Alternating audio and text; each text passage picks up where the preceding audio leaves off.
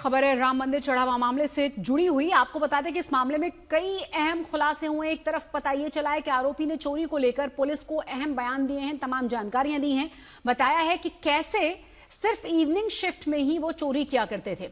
वहीं एक और अहम और बड़ी खबर यह कि ट्रस्ट ने सीईओ की नियुक्ति की कोशिशें भी तेज कर दी हैं। और तीसरी बड़ी और अहम खबर यह कि टिन्नू और सुभाष यादव से अयोध्या पुलिस ने पूछताछ की तैयारियां कर ली हैं। तो तीन बड़ी अहम खबरें राम मंदिर अयोध्या से जुड़ी हुई। आपको बता दें कि इस पूरे मामले में जानकारी जिस तरीके से दी गई है वो और ज्यादा हैरान करने वाली है कि कैसे इवनिंग शिफ्ट में इस चोरी को अंजाम आसानी के साथ वो दे पाते थे।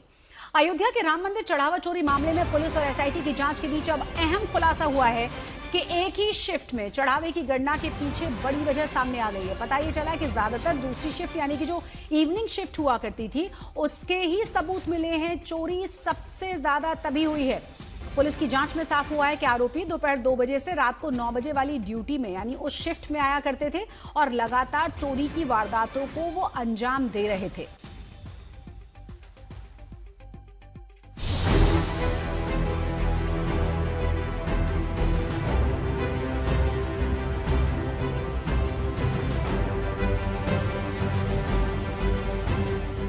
राम मंदिर के प्रांगण में मौजूद जिस कमरे में चढ़ावे की गिनती होती थी वहां 2 पालियों में काउंटिंग का काम होता था।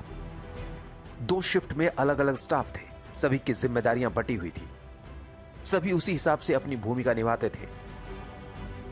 उसी भूमिका में चढ़ावा चोरों का भी हिसाब किताब तय था। चढ़ावे की गिनती के लिए पहली शिफ्ट सुबह 6 बजे से दोपहर 2 बजे तक होती थी, जबकि दूसरी शिफ्ट दोपहर 2 बजे से रात 9 बजे तक थी। पुलिस की जांच में सामने आया है कि चोरी की वारदात सिर्फ दूसरी शिफ्ट में ही हुई, यानी चढ़ावा चोरी की वारदात दोपहर 2 बजे से रात 9 बजे तक की शिफ्ट में ही हुई। इससे एक बात यह भी साफ होता है कि चढ़ावा चोरी के सभी आरोपी उसी 2 से 9 वाली शिफ्ट में काम करते थे। दरअसल शाम की शिफ्ट में चोरी करना आरोपियों के लिए ज्यादा आसान था। मंदिर चढ़ावा गिनती में दूसरी शिफ्ट के दौरान हुई और ये सभी चोरियां अनुकल्प मिश्रा, अविनाश पांडे के साथ साथ लवकुश मिश्रा, करुणेश पांडे, राम शंकर मिश्रा ने की हैं। सेकंड शिफ्ट चुनने की वजह भी सामने आ रही है। सेकंड शिफ्ट दोपहर 2 बजे से रात 9 बजे तक होती थी और ये वो वक्त होता था जब कैश लेकर बाहर निकलते समय न सिर्फ निगरानी कम होती थी बल्कि इनके लिए कैश लेकर निकलना भी आसान हो जाता था। और यही वजह है कि 40 दिन में हुई 70 बार चोरी सिर्फ सेकंड शिफ्ट में हुई। अब पुलिस की तफ्तीश जैसे जैसे आगे बढ़ रही है तो इस चोरी की परतें भी सामने आ रही हैं। काउंटिंग की दूसरी शिफ्ट में चढ़ावा चोरी का खुलासा तब हुआ जब पुलिस ने 4 आरोपियों अविनाश शुक्ला, अनुकल्प मिश्रा, लवकुश मिश्रा और करुणेश पांडे से कड़ी पूछताछ की। हाल ही में पुलिस ने रिमांड लेकर इनसे सवाल जवाब किए। आरोपियों ने पुलिस को बताया कि 40 दिन में 70 बार चोरी की गई। सबसे ज्यादा 50 से अधिक बार चोरी अविनाश शुक्ला ने ही की थी। वो एक दिन में 2 बार चढ़ावा चोरी करता था।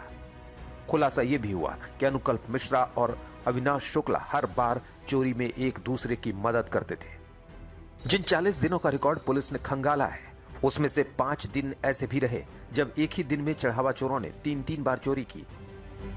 पुलिस की जांच में यह सच सामने आने के बाद ही राम मंदिर ट्रस्ट ने चढ़ावे की गिनती अब सिर्फ एक ही शिफ्ट में करने का फैसला किया है। नई व्यवस्था के तहत अब सुबह 9 बजे से शाम 6 बजे तक चढ़ावे की गिनती शुरू कर दी गई है। इस फैसले के बाद काउंटिंग में लगे कुछ स्टाफ ने काम छोड़ दिया है। तमाम खुलासों के बीच अयोध्या पुलिस रामाशंकर यादव उर्फ टिन्नू और सुभाष चंद्र श्रीवास्तव से फिर पूछताछ की तैयारी में है। पुलिस ने दोनों की 7 दिनों की कस्टडी मांगी है। पुलिस की याचिका पर 14 जुलाई को सुनवाई की उम्मीद है।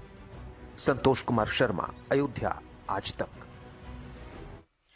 और इस खबर पर तमाम जानकारी के साथ मेरे सहयोगी संतोष शर्मा जुड़ गए हैं। संतोष, हमने आपकी रिपोर्ट देखी। सवाल अब यह है कि अगर थोड़ा सा भी रेगुलर ऑडिट या थोड़ी सी भी अनियमितताओं पर ध्यान दिया गया होता, क्योंकि जिस तरीके से चढ़ावे चोरी की बातें सामने आ रही हैं, लगता है कि कितना कन्वीनियंट रहा होगा सब कुछ कि बहुत आसानी के साथ सांठगांठ से लगातार एक के बाद एक चोरी को अंजाम देने में कामयाब रहे। बिल्कुल इनके लिए आसानी से चोरी करना आसान इतना था कि जो 4 जून को अनुकल्प मिश्रा जब गिरफ्तार किया गया और इसके पास से 2,25,000 रुपए बरामद हुए। ये बात एसआईटी ने अपनी प्रारंभिक रिपोर्ट में भी कही कि फर्स्ट डे जो 4 जून को 2,25,000 रुपए बरामद हुए वो उसके कपड़ों से बरामद हुए। आप सोचिए कि 2.25 लाख रुपए आदमी कपड़े में लेकर जा रहा है और कपड़े पहनकर जा रहा है तो किसी को भनक नहीं लगी, किसी ने देखने की कोशिश नहीं की और रात के अंधेरे में इसीलिए चुना गया, सेकंड शिफ्ट इसीलिए टाइमिंग चुनी गई शाम को 2 बजे से लेकर रात में 9 बजे की टाइमिंग, कि जब ये 9 बजे की शिफ्ट खत्म होती, हिसाब पूरा देने के बाद ट्रस्ट में जमा करने के बाद तब ये निकलते, तो उससे पहले चोरी की रकम ये जेब में रख लेते थे और चोरी की रकम आसानी से पार कर लेते। रात का अंधेरा होता था, सिक्योरिटी गार्ड जानते ही थे कि कोई टिन्नू यादव का भतीजा है, कोई अनुकल्प मिश्रा का जीजा है, कोई रामशंकर यादव टिन्नू यादव खुद है। तो इस तरीके से तमाम लोग चोरी में एक तरीके से लूट मची थी कि जिसको जितना मौका मिल रहा है वो चोरी करे ले रहा है। एक दिन में 2 बार हो रही है, कभी 3 बार हो रही है और चेक करने वाला कोई नहीं था। यही वजह थी कि 40 दिन में 70 बार चोरी हुई और ये 70 बार जितनी बार चोरी हुई सब सेकंड शिफ्ट में हुई। इसीलिए राम मंदिर ट्रस्ट ने अब नई व्यवस्था में सिर्फ सिंगल शिफ्ट सुबह से शाम तक ये लागू की गई है। बिल्कुल, शाम 6 बजे तक अब शिफ्ट रखने की बात कही गई है। बहुत बहुत शुक्रिया इस तमाम जानकारी के लिए आपका। अपने दर्शकों को हम ये भी बता दें कि राम जन्मभूमि तीर्थ क्षेत्र के सीईओ पद के लिए भी गठित सर्च कमेटी की पहली बैठक हुई है। शनिवार को ही इस बैठक में सीईओ पद के लिए मानदंड तय कर लिए गए हैं। फैसला यह किया गया है कि आवेदक को हिंदू धर्म से होना चाहिए, उसकी न्यूनतम शैक्षणिक योग्यता होनी चाहिए ग्रेजुएशन, इसके साथ ही एडमिनिस्ट्रेशन या फाइनेंस में उसका 20 साल का अनुभव होना भी जरूरी है। अहम फैसला यह भी है कि टेंपल मैनेजमेंट का अनुभव रखने वाले व्यक्ति को प्राथमिकता दी जाएगी। 18 जुलाई तक सीईओ के लिए आवेदन मंगाए गए हैं। शुरुआत में 3 साल तक सीईओ की नियुक्ति होनी है और नियुक्त सीईओ को अयोध्या में ही रहना पड़ेगा। 1 महीने में सीईओ के चयन की प्रक्रिया को पूरी करने की कोशिश की जा रही है। वास्तविकता तो यह है कि मैं नहीं जानता हूं कि 18 जुलाई की कोई तारीख है, मुझे इसकी जानकारी नहीं है और यह कार्य तो एक 3 सदस्यीय समिति है वो करेगी। तो वो तो जो ट्रस्ट होगा उसके अधीन ही सीईओ होगा, वो स्वतंत्र नहीं है, वो ट्रस्ट के अधीन कार्य करेगा। तो जैसे आज इतने सारे लोग कार्य कर रहे हैं, इंजीनियर कार्य कर रहे हैं, वैसे ही सीईओ भी कार्य करेगा। तमाम सियासी आरोप प्रत्यारोपों के बीच यूपी के सीएम योगी आदित्यनाथ ने अखिलेश यादव और समाजवादी पार्टी पर बड़ा हमला बोला है। उन्होंने आरोप लगाते हुए कहा कि उन्होंने सदैव भारत की विरासत और आस्था को अपमानित किया है। समाजवादी पार्टी के बारे में तो कहना ही क्या है, इनका तो इतिहास राम भक्तों के खून से सना हुआ है। इन्होंने भारत की विरासत का अपमान किया है, भारत की आस्था को सदैव अपमानित करने का कार्य किया है।